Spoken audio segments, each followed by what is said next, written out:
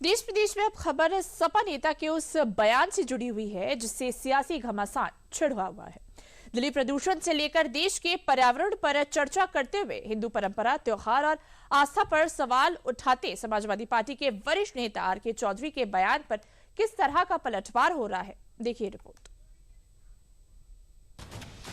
कि पूरे देश में लाशें जलाई जाती हैं और लाशें जलती हैं तो कार्बन डाइऑक्साइड निकलता है, कार्बन मोनोऑक्साइड निकलता है और कार्बन जलता है, नहीं ऑक्सीजन जलता है, खपत होती है। तो उल्टा हुआ, ऐसे लाशें जलती हैं और हमारा त्योहार है होली दहन का।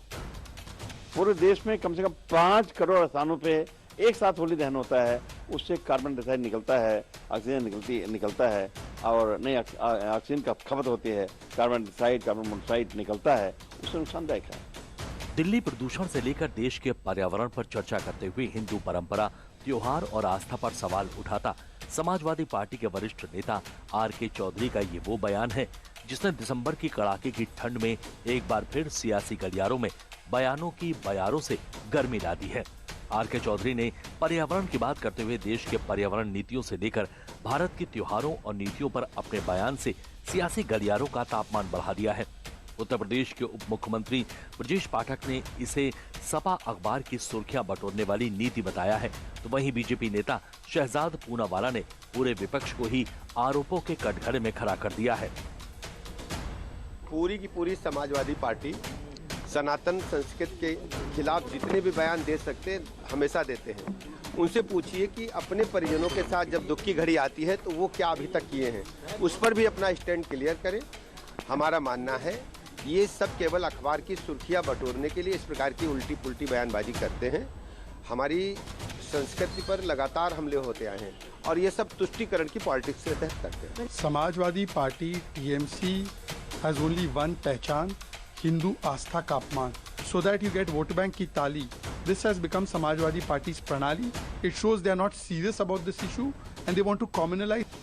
आर.के. चौधरी के नजरिए को सही ठहराते हुए सपा का बयान भी सामने आया है जिसमें आर.के. चौधरी और एनटीजी के विचारों को एक समान बताया गया है। वहीं मंत्री असीम अरुण इस पर तीखा पलटवार कर रहे हैं। प्रदूषण फैलाने वाली कोई भी चीज को ध्यान में रखते हुए इलेक्ट्रिकल फ्यूनरल का सिस्टम सनातन धर्म में क्यों किया गया, इसीलिए किया गया। तो आर.के. चौधरी जी ने अगर कुछ कहा है तो निश्चित रूप में उनके विचारों से एनजीटी के विचार मिलते हैं।